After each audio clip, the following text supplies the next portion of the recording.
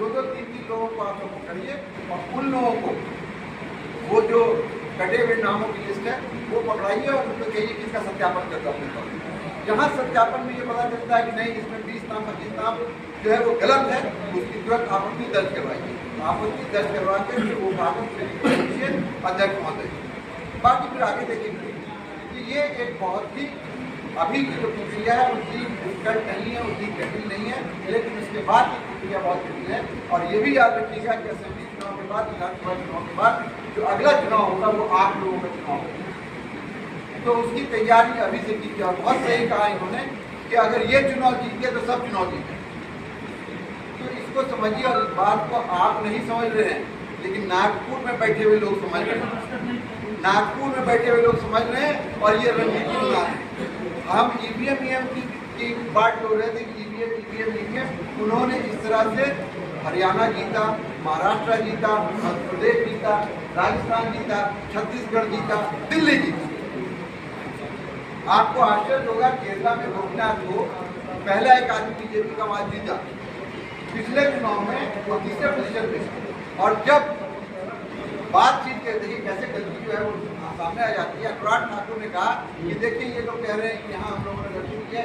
केरला में भी 1,20,000 वोटर फर्जी पाए गए हैं उसी सीट पर जहाँ गोपीनाथ जीता है।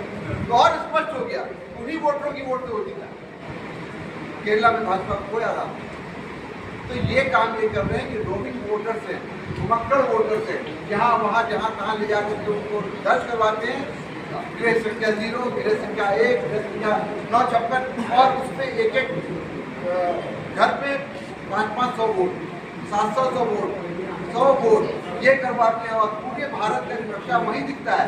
उसी घर में मुस्लिम भी है, हिंदू भी है, राजपूत भी है, झारखंड भी है, पासवान जी भी है, दलित भी है, महादलित भी है, रविदास भी है।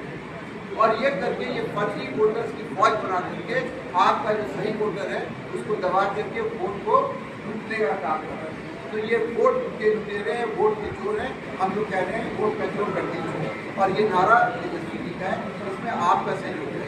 आप लोग किस तरह से भी अगर आपको कहीं दिक्कत आती है मुझे आप बताइए, अध्यक्ष जी को बताइए, महासचिव जी हमको बताइए, उनको विधायिका हमको बताइए। और मुझे ये लगता है कि आप लोग अपने आप में सबल है, प्रबल है, आप लोग इतने शक्तिशाली हैं, इतने प्रभावशाली हैं कि आप लोग अपने ये कर सकते हैं।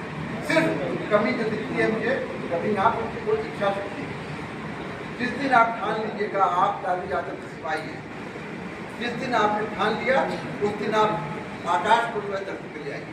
आपको सिर्फ मन में मानना है कि नहीं ये हमारा